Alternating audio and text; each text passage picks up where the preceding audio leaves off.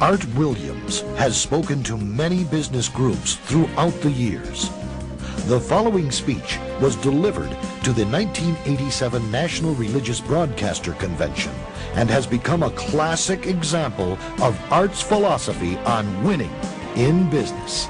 It is simply entitled, Do It. Dr. Jerry Falwell, Chancellor of Liberty University, introduces Art Williams.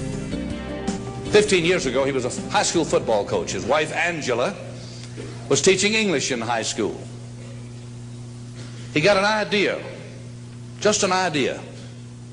And 10 years ago, he turned that idea into a company, a concept, a practical concept.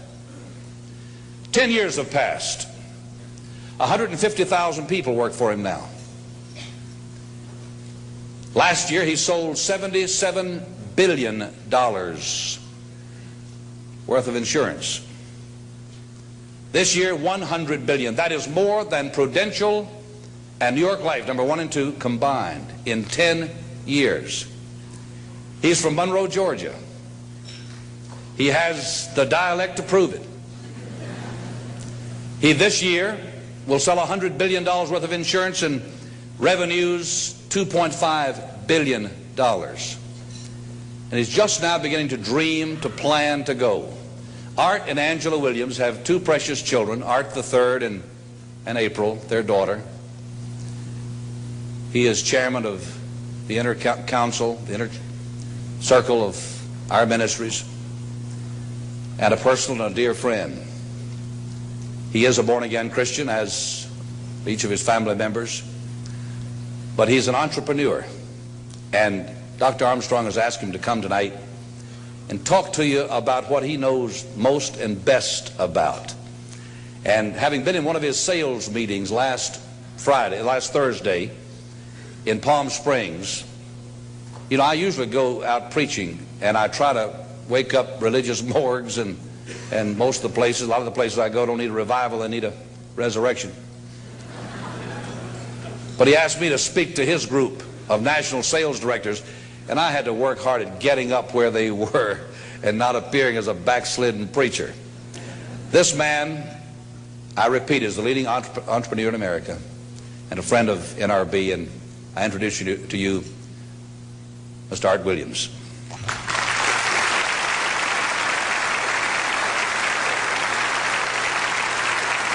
Thank you. Thank you, Jerry. And I tell you, I don't know if I've been this nervous in a long time. This is the most intimidating thing that I think's ever happened to me. An old dumb South Georgia football coach speaking to a bunch of TV personalities like many of you, many great evangelists in the audience, and who put me between Falwell and Swaggart on the same night just totally blows me away. But I'll try to give it my best shot. I was asked to talk to you about how to win in business. I think it's a good subject for you to think about, because I believe business in America is in a crisis situation today. All you have to do is read the paper and every month see our trade deficit, and it's just a very depressing situation. And to speak to you about how to win in business, there's a lot of obvious things I could talk about. You first have to find a need. You've got to fill a need for a consumer out there. You've got to have a market. You've got to have somebody to sell your product or your service to. You've got to, if you really want to get big and win big, you've got to have a uniqueness. There's got to be something a little bit different from you than all of the competition out there. But by far the most important thing you've got to have to win in business in these United States today is a very unique kind of mental toughness. I believe the difference in winning and losing in the free enterprise system is so small, it's almost too scary to talk about. You can do 99% of the things right in business, and yet if you don't possess what I call that winning edge, that mental toughness, folks, it's impossible to win. I believe the thinking in corporate America has been screwed up over these last 20 or 25 years, and I believe this screwed up kind of thinking started in our big liberal universities today. I believe a college degree in business from most universities today is not worth the paper it's written on. I just had a son graduate from the University of Georgia a few months ago. The reason I think that is because most of these professors in most of these universities today hadn't got enough common sense to get in out of the rain. They don't have any idea of what it takes to win out there in the real world. They deal in a bunch of theory. These people have tried to fill up corporate America with this kind of thinking. These are the special people. If you're born rich, if you're born on the right side of the track, they rule you, the privileged class in America. If you're born poor from an average, ordinary background like I came from, they say you're supposed to give up all your big dreams and all your big ambitions and all your big hope. If you have a high IQ, they rule you brilliant. If you have an average IQ like me, they say you ought to drive a truck or be a janitor. Well, bull. That ain't the way.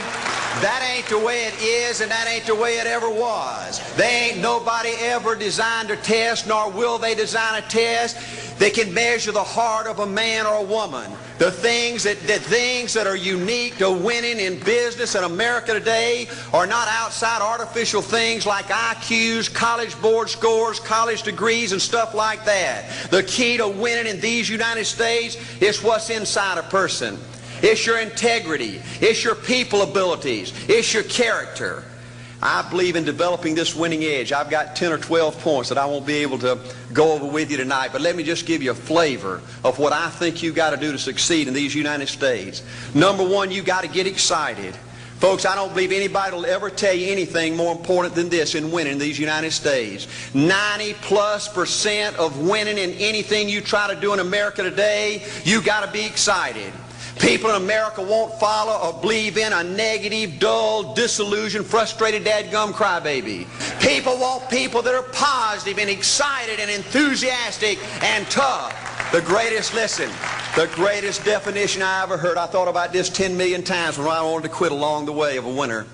This guy said almost everybody in America can stay excited for 2 or 3 months. A few people can stay excited for 2 or 3 years. But a winner will stay excited for 30 years or ever how long it takes to win. Another key to building this winning edge and this mental toughness is you've got to become a dreamer again. You know, I'm a Methodist, and we just changed ministers a few weeks ago, and our new minister came in, and the church was just packed. And the first thing he said, well, it looks like everybody came out to see the monkey perform. And the second thing out of his mouth, he said, for a church to be a great church, you got to have a dream. If you don't have a dream, you're dead. And boy, I sat up and I said, man, me and this guy are going to get along good because he knows what he's talking about. See, folks, I believe in order to win, you got to feel good about yourself. When I was coaching football for 7 years back in Georgia, and I had a paddle in my coaching office, and it was about this thick and this long. And in the fat end, I had little holes bored in it so you could really get some speed and blister their little butt, you know, when they misbehaved. And I had a rule on my football team that if any kid said, I can't, if any football player heard one of my football players said, I can't, he got to bring him in the coach's office and give him 3 licks. And it took me about a month to get all that thinking out of my players every year, you know, and I'd have football players knock on my door at recess and at lunch and after school. And he said, Coach, he said it. Coach, he said it. And I'd make that kid bend over and I'd give that other kid the board. He'd bust him 3 times. And folks, it didn't take long. You couldn't create a word game to get one of my kids to say I can't. Bring it home a little bit more personal. When April and little Art were just this little and could understand words, every time they said I can't, I made them do 3 push-ups. Folks, there ain't nothing you can't do in America if you want to bad enough. Another key in building this winning edge is, folks, you got to stand for something. People in America, the good people in America, are fed up with these dadgum fence sitters and mealy mouths. Corporate America has an especially black eye in business today. Most people in America think you can't find a company. They think you can't find a salesperson that'll tell you like it is and stand behind the word. They think these companies will sell anything, say anything, just to make a sale, just to make a profit. Well, you know what? Folks, if you want to win in the free enterprise system in America today, you got to stand for something. And another point, thank you, is yes, you're going to be controversial. Folks, if you want to win in these United States today, just get ready. You're going to be controversial. The only way not to be controversial is to be average and ordinary. They just call me anything but average and ordinary. Now, I know some of you might say, well, you know, I don't think I like Art Williams. You know, he sounds like an old tough butt to me. Well, folks, I'm telling you, you can be good and tough at the same time. I bet nobody's ever talked to a religious broadcaster like that.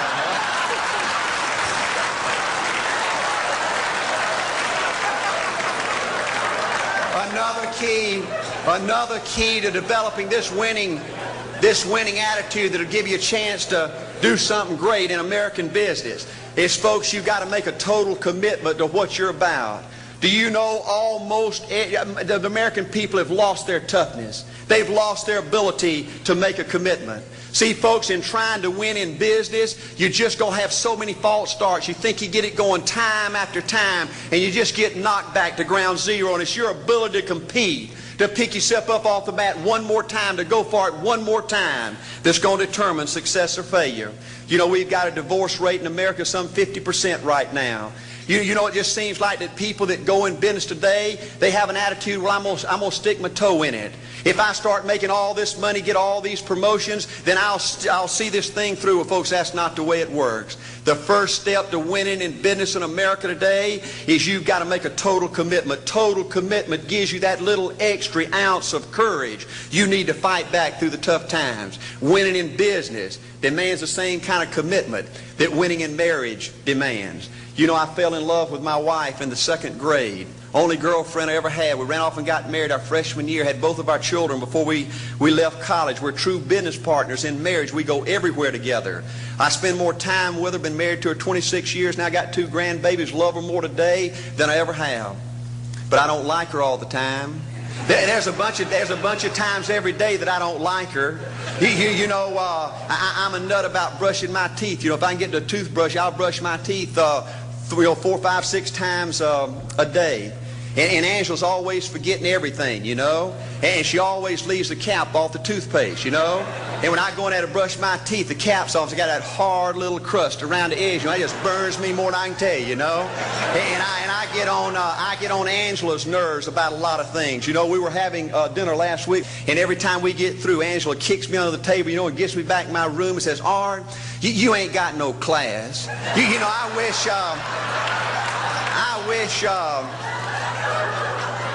wish, Art, you could learn to eat with your mouth closed, you know. But see, folks, if you want to win in business, everything's not going to work out like you want it to, but you got to be committed. I want to have great kids. I want to have a wonderful relationship. I want to have tremendous grandbabies. Another key in building this winning edge in business is you've got to learn to treat people good. Another thing that these universities pollute America, corporations with, is this attitude, you better not get to know your employees. You better not become friends or get to know the spouse or the children of your employees, because you might have to fire them, you might have to reassign them. And if you're close friends, you can't manage people in a tough-minded way. Bull. Folks, the only way to manage people and get the most out of people is treat them good. Learn to love them and care about them. Yes, it hurts from time to time, but it's the only way. You know, everybody you work with in business, you've got to look at them and pretend there's a flashing sign on their chest. And everybody's asking you, make me feel special. Make me feel important. Say something good to me. I want to be somebody. Another key of winning in business in America today is, folks, you've got to establish the right kind of priorities. First company I went with 15 years ago was ITT. When I was out there struggling, dying every day, wanting to quit and go back in coaching 1,000 times, my first heroes in this business were vice presidents at ITT making $40,000 or $50,000 a year. And I said, man, if I could ever get to be that kind of person, it'd be a dream come true. I couldn't want any more out of life. A few years later, I earned the right to get promotions to that level and found so many of my heroes in business, their personal lives were a disaster. They were alcoholics and divorced 3 and 4 and 5 times. I just read an article by the author of In Search of Excellence, and I saw where he says, I can't find evidence of any successful business person in America that's not tunnel vision, that just doesn't give everything to business. Folks, I said back then, 15 years ago, that if that's the price you've got to pay to win in business, it's not worth it. 15 years later, a multimillionaire. Folks, I can stand and preach to you that you can't separate your personal life from your business life. God's got to come first. Your family's got to come second. And business has got to come third. And I believe if you have a lousy spiritual life and a lousy personal life, long range, it's going to be devastating to your business. Another thing in building this winning attitude.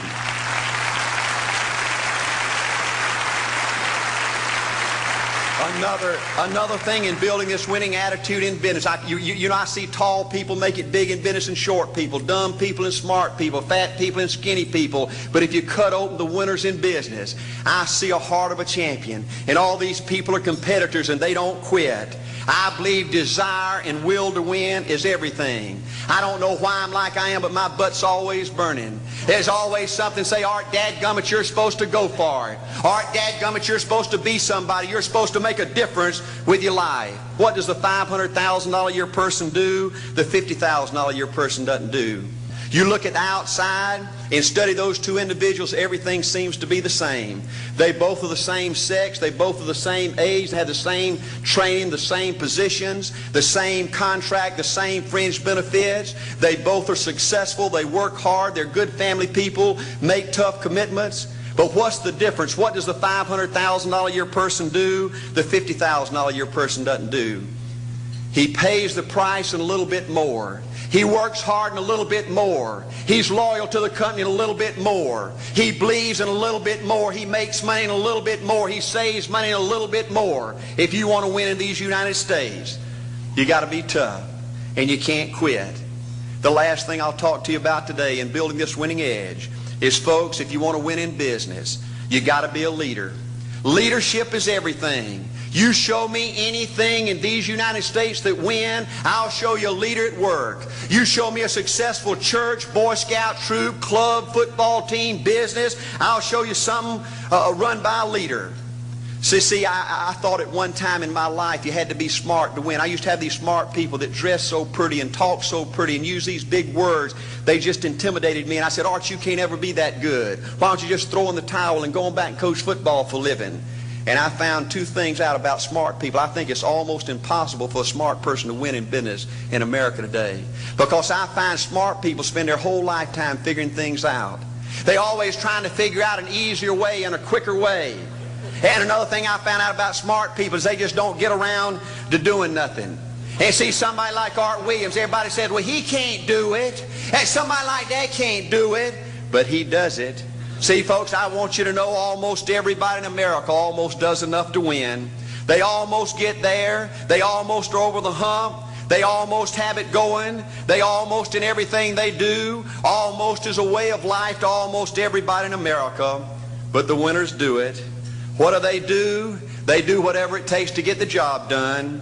They do it and do it and do it and do it and do it until the job gets done. And then they talk about how great it is to be somebody they're proud of. We need leaders in America who can do it. If you want to become somebody, do it.